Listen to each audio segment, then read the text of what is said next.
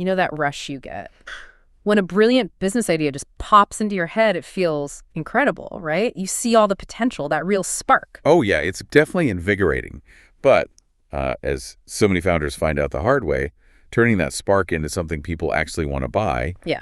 that's the real mountain to climb. It's such a tough reality, isn't it? So many people pour their heart and soul into building something only to, launch to crickets. Nobody buys it. Exactly. All that time, the effort, the money, it just vanishes. Yeah. Poof, into a product maybe nobody really needed in the first place. And what's really tricky, I think, is that a lot of people do try to talk to customers. They hear that advice all the time, go talk to your users. But they often go about it in ways that aren't just useless, they're actually kind of dangerous. That's the core problem. Worse than useless. Because bad customer conversations give you these false positives. They make you feel really confident, like you're nailing it. Right, so you double down, invest more. Exactly. Pouring resources in when actually you're maybe heading straight for a cliff. It's like confidently following a map that's leading you deeper and deeper into a swamp. Okay, so that's our mission for this deep dive then. We want to give you a shortcut to fixing those really crucial customer conversations. Think of it like you're an archaeologist, maybe. The truth about what people really want, it's buried down there. But it's fragile. You need the right tools, like brushes, not a bulldozer. Precisely, to uncover it without smashing it to pieces. So we're going to give you some really simple practical rules today to figure out what customers truly need. Stuff that helps you make actual progress with your ideas, like starting now. All right, let's get into it. The mom test. Where does that name even come from? Well, the core idea, and it might feel a bit weird at first, is that you shouldn't ask anyone, especially your mom, whether your business idea is good. Not in those exact words, anyway. Huh. Yeah, that feels like the first question you'd want to ask, doesn't it? Hey, Mom, is this thing any good? Totally. Yeah. But people, especially people who care about you, like your mom, they tend to lie.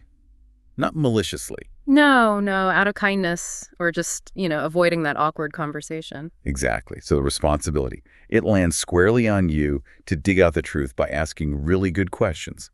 Questions they can't easily wiggle out of with politeness. And that's where the mom test framework comes in, right?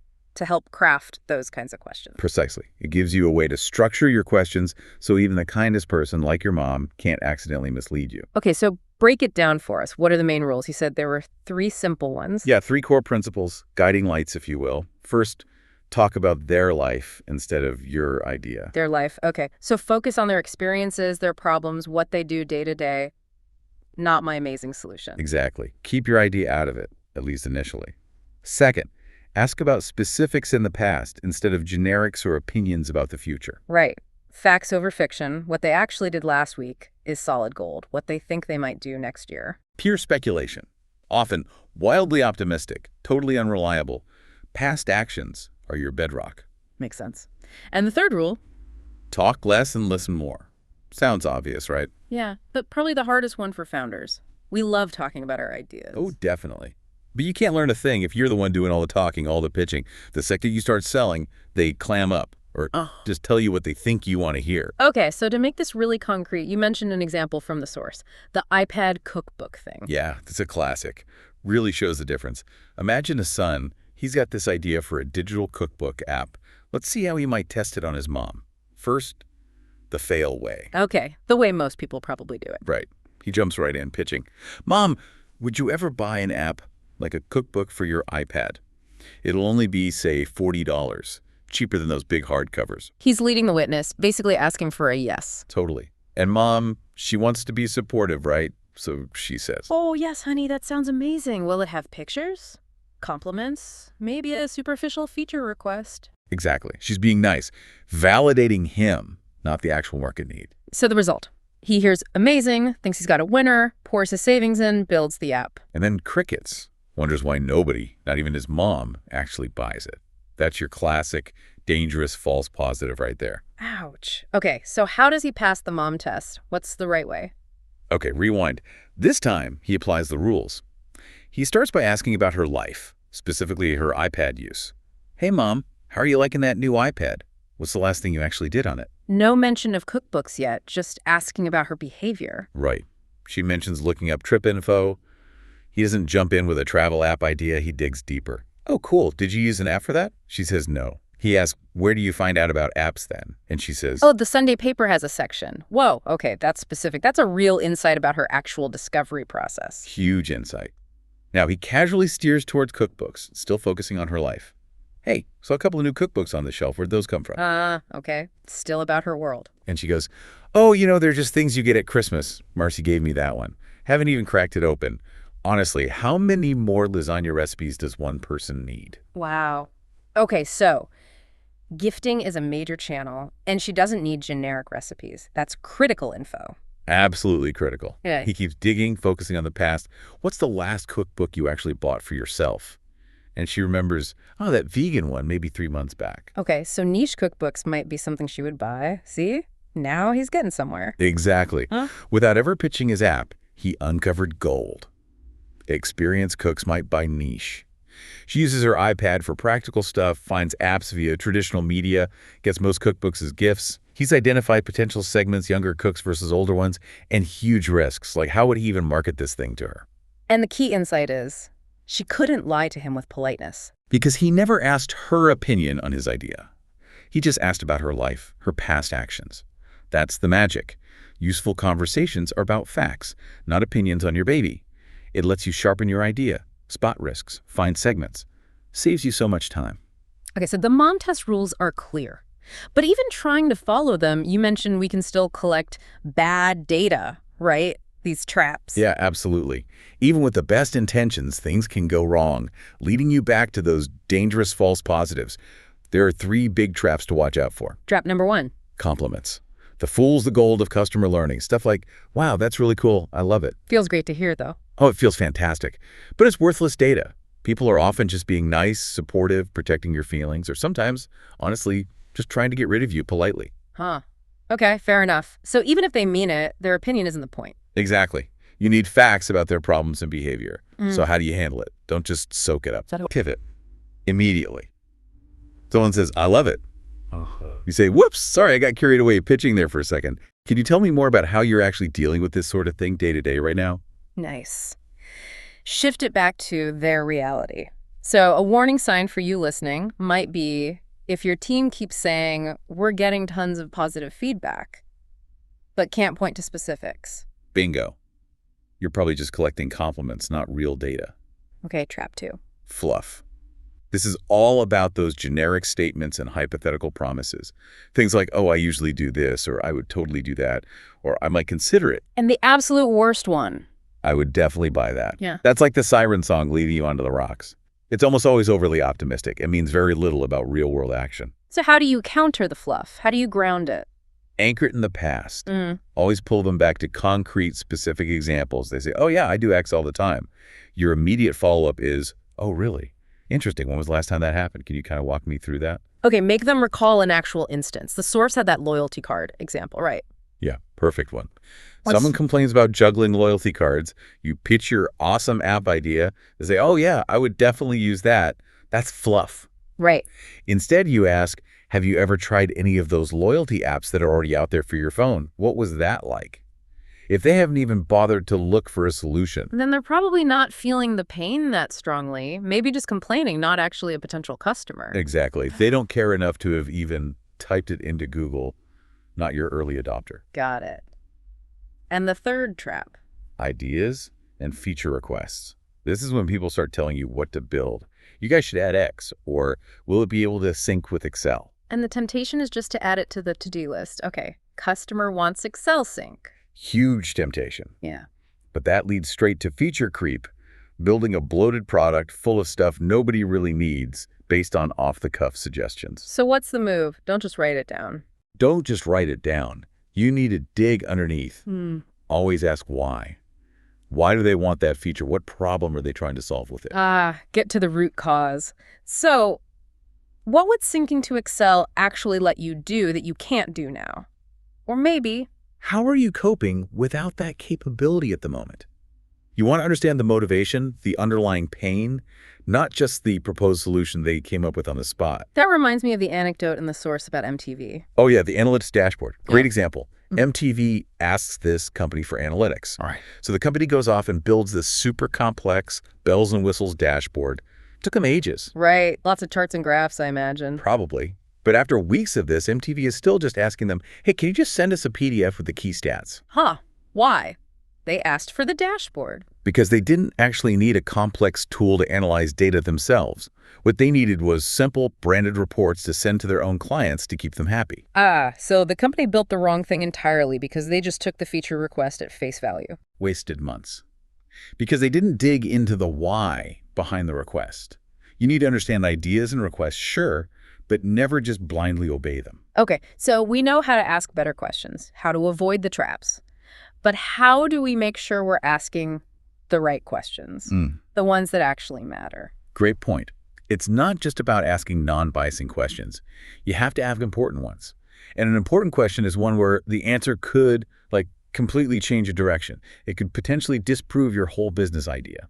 So if you ask something, and even a surprising answer wouldn't really change your plans, then that question probably wasn't that important to begin with. It didn't challenge your core assumptions.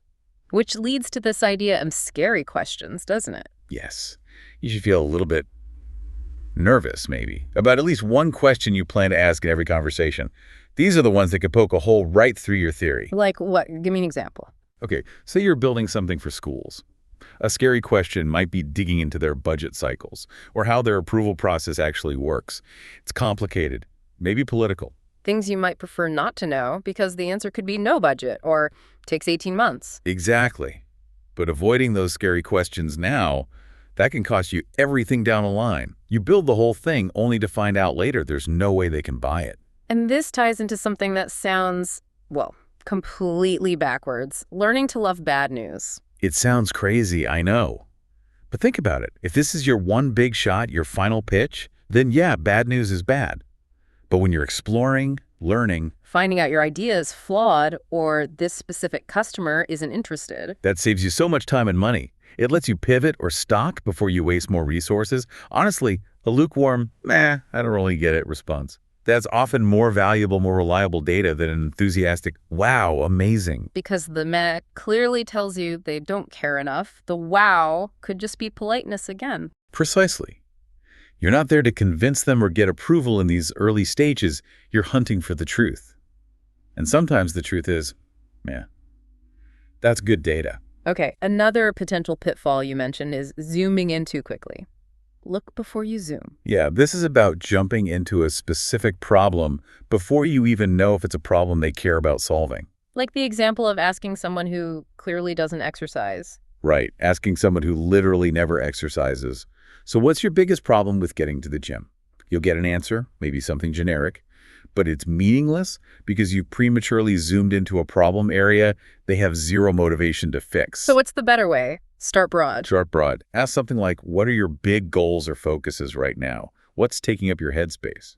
If fitness or health isn't even on their radar in their top, say, 3 things. Then they're probably not your target customer for that new fitness app, no matter how cool it is. Exactly. You got to confirm the general area matters to them first before you start digging into the weeds of a specific pain point within it. And this also relates to looking at the elephant in the room, the bigger risks. Yeah, don't get so focused on customer desire that you forget other massive potential failure points for your business.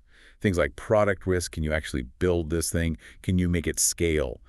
Or just budget realities. Can you give an example of that? Sure. The farmer example is good. A farmer might say, oh yeah, I'd totally equip my whole herd with your fancy new cow fertility tracker if you can actually build it reliably and affordably.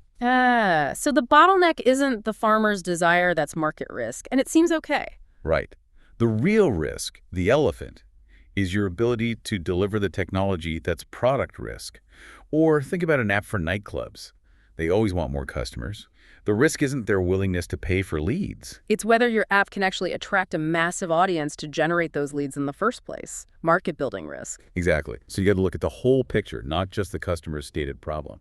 Okay, so practically speaking, how do you prepare for these conversations? How do you make sure you hit these important, maybe scary questions? Simple rule. Before every conversation, sit down ideally with your team, if you have one, and decide. What are the top 3 most important things we need to learn from this specific type of person right now? Your top 3 learning goals. And ideally, these should include those scary questions, right? The ones that could disprove your current thinking. Absolutely. Always go in knowing what you're trying to validate or invalidate.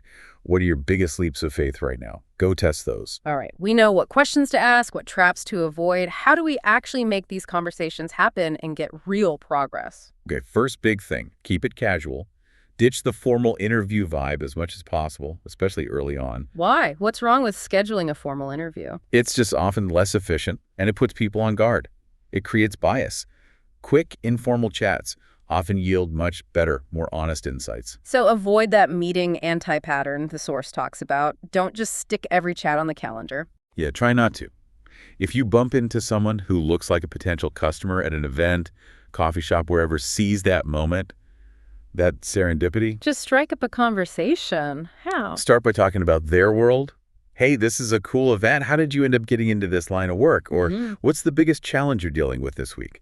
Make it about them. It lowers their guard, reduces bias. They won't even feel like it was a meeting. And probably nobody's asked them about the little annoyances of their job and ages. Exactly. People often love to talk about their work problems if someone seems genuinely interested. Okay, so you're having these casual chats.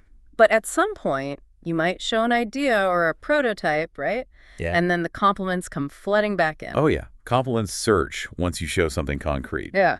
So to cut through what the book calls zombie leads, those people who are super friendly, say all the right things, but will never actually buy. You need to push for Commitment. You need to see if they're willing to give up something valuable to them. That's the real test of seriousness. Okay, what kinds of commitment count? It's not always money, right? Especially early on. Right. It could be time.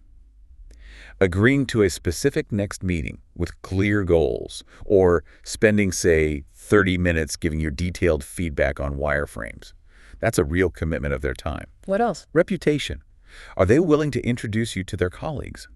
Or maybe their boss? Or give you a public testimonial or case study if things work out? Putting your name on the line is big. And the strongest form?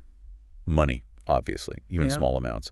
A letter of intent, a pre-order, a paid pilot project, even just a small deposit. That speaks volumes, the absolute gold standard early on. Hearing someone say, "This is great. Can I buy the prototype?" Wow. Yeah, that's pretty unambiguous. That tells you they are feeling serious pain and believe you might have the cure. You should also be looking for those crazy customers or early evangelists. Who are they? What makes them crazy? They're the ones who get really emotional about the problem you're discussing. You can hear the frustration or passion in their voice. They tick all the boxes. They have the problem. They know they have it. They usually have the budget or authority to fix it. And crucially, they've already tried to fix it themselves. Yes. They've already cobbled together some kind of workaround, maybe using spreadsheets or duct tape and string. Those are the people desperate enough to take a chance on your unproven solution. They'll give you commitment. Okay, so where do you find these people? How do you get these conversations started? Couple of ways. You can go to them.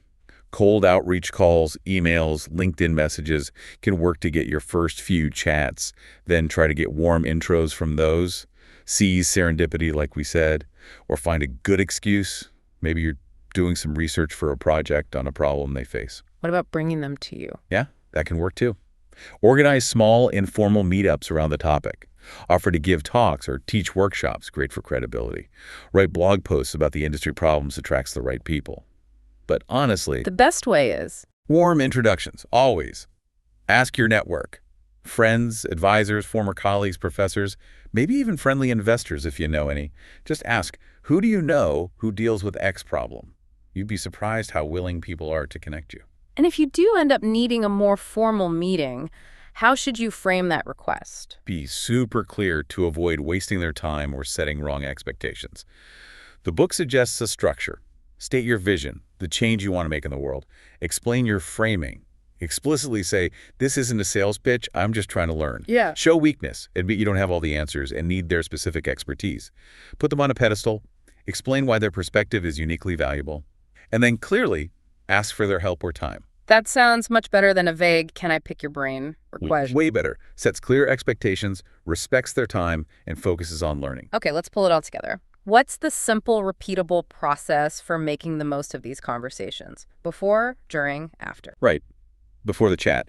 Pick a specific, focused customer segment you want to learn about. Get together with your team, decide on those 3 big learning goals, the scary questions. Figure out what a good next step or commitment would look like, and maybe do 15 minutes of quick desk research so you don't ask super obvious stuff. Okay, prep done. What about during the conversation? Keep it casual, remember. Frame it as learning. Ask those good mom test questions about their life, specifics in the past, actively push back against compliments, ground the fluff, dig under the feature requests and strong emotions.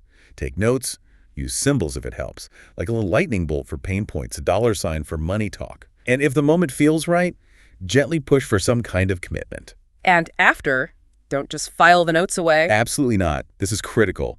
Immediately after, review the notes and key quotes with your whole team. Don't let one person become a bottleneck hoarding all the insights. Everyone learns together. Yes. Then update your beliefs. What did you learn? How does this change your plan? And based on that, decide. What are the next 3 big questions you need to answer? Who should you talk to next? And the key underlying idea here is speed, right? This isn't about massive research projects. Not at all. Don't spend weeks prepping. Spend maybe an hour prepping, then go talk to people. This whole process is designed to help you learn and iterate faster, not slower. Get the insights, adjust, go again. Wow, okay. That's a lot of really practical stuff packed in there. Yeah, the core ideas are simple, but putting them into practice consistently, that's where the magic happens. You now have the tools, the mindset to really transform those customer conversations. From being potential disasters, full of those false positives, Into really powerful learning opportunities. You know how to ask the right kinds of questions, how to spot and avoid that bad data, and crucially, how to push beyond just polite talk to see if there's real commitment there. It's not about being perfect every single time, is it? You'll probably still mess up now and then. Oh, for sure. You'll ask a leading question or accept a compliment without thinking. The goal isn't perfection. It's just about being better and, importantly, faster at uncovering the truth that actually matters for your idea. Because ultimately, your customers, potential customers, they hold the key, don't they? They know whether your brilliant idea actually has legs. They absolutely do. So don't just sit there hoping they'll like it. Go out there, use these simple rules, start having better conversations, and, build your dang company for the people who genuinely need what you're making. It's going to be okay, because now you know how to learn.